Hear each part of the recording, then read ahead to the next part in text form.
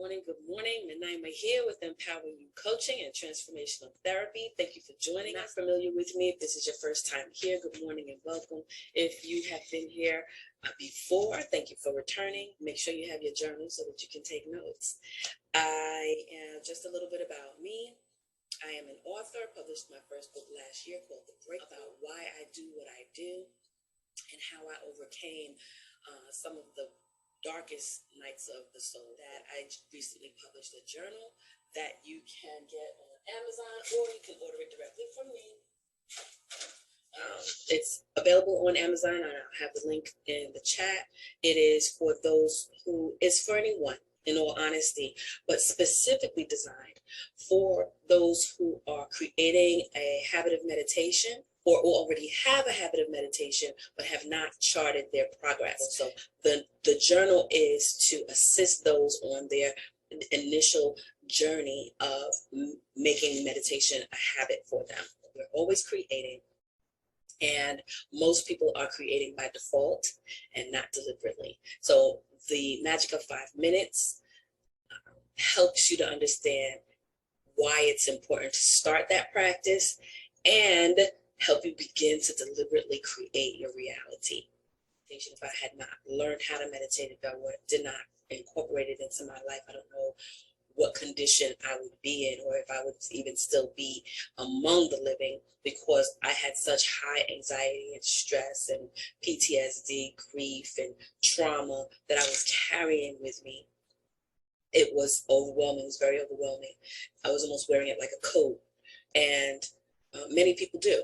And all of that is fear-based. So if you are living in a fear-based reality, then you will continue to create scenarios that reflect what you're carrying, the energy you're carrying. You think that what's occurring in our lives is happening to us, when in all actuality is happening in response to us.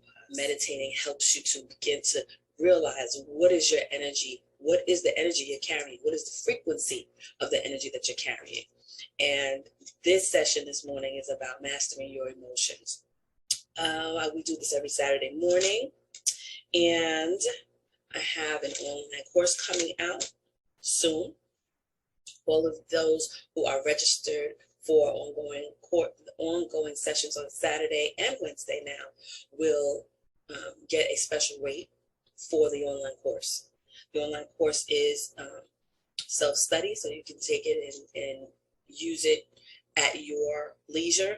You can go through it as quickly or as slowly as you need or want to, and go back and review it and take notes and study it and apply a lot of the things that are shared, a lot of the concepts that are shared in the course. The online course is called A Guide to Self-Mastery. The concepts and things in the course are principles that I acquired from studying some of the top seniors of the thought industry, if you will, thought master. I tell you, it is a journey. I promise you it is.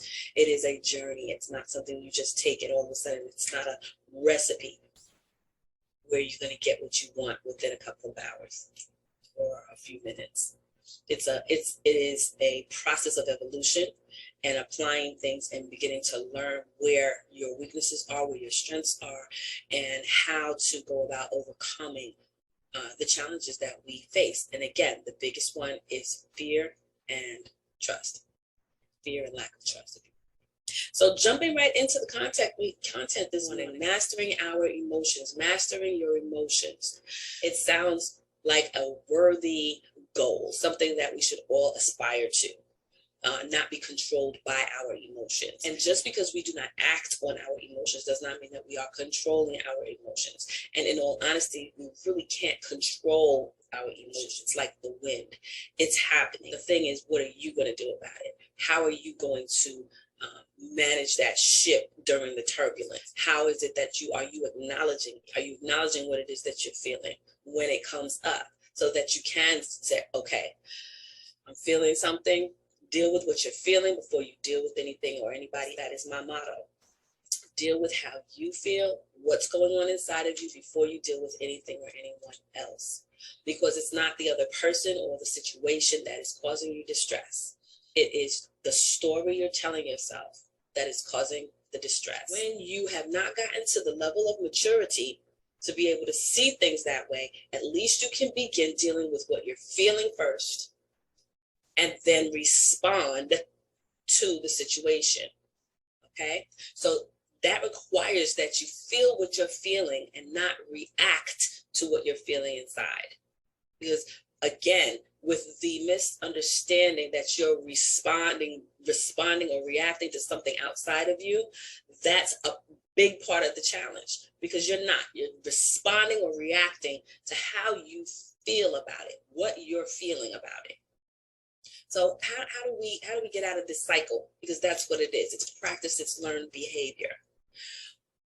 We have anywhere from 60 to 80,000 thoughts per day. That's the average person, has anywhere from 60 to 80,000 thoughts per day. So the average person has anywhere from 60 to 80,000 thoughts per day. The interesting statistic is that 90% of the thoughts that you have today are the same as the ones you had yesterday. And even more so than that, 80% of those thoughts are negative. So we wonder why there's so much illness, so much sadness, so much violence, so much discomfort in the world. It's because if 80% of our thoughts collectively are negative, that is feeding into the energetic frequency of our day-to-day lives. On some level, in some way, shape, or form, we're contributing to that energy. So the only thing that we can do is be mindfully aware of what's going on inside of us, and how do we get there? How do we get to that place where we're paying attention to how we're feeling rather than everything outside of us? Practice. The way we practice to pay attention to everything outside of us is the same way that we learn how to pay attention to what's going on inside of us. Repetition. Imagine if we came from families where every day at the same time, the whole family sat in silence.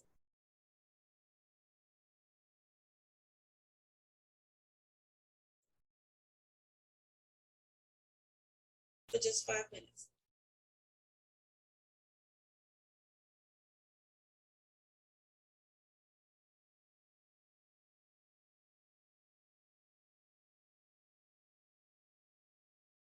Everybody sat in silence. We understood that you close your eyes, take a deep breath in.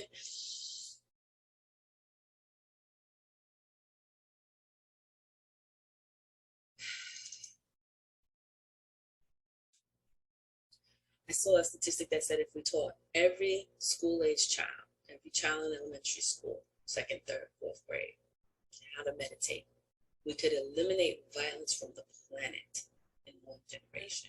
Most of what we carry through our lives, we learn as children. So when we get to an age where you begin to understand that certain things are no longer serving you, then you have the capacity and the power to change that. You always have the power, but if you don't even know that you have it, then you cannot use what you don't know you have. And so my message to you is that you have the capacity. I am living proof that you have the capacity to learn how to release the pain, the trauma, the anger, the frustration, the doubt, all of that. You have the capacity to transform that energy and create what it is you desire to experience in your life.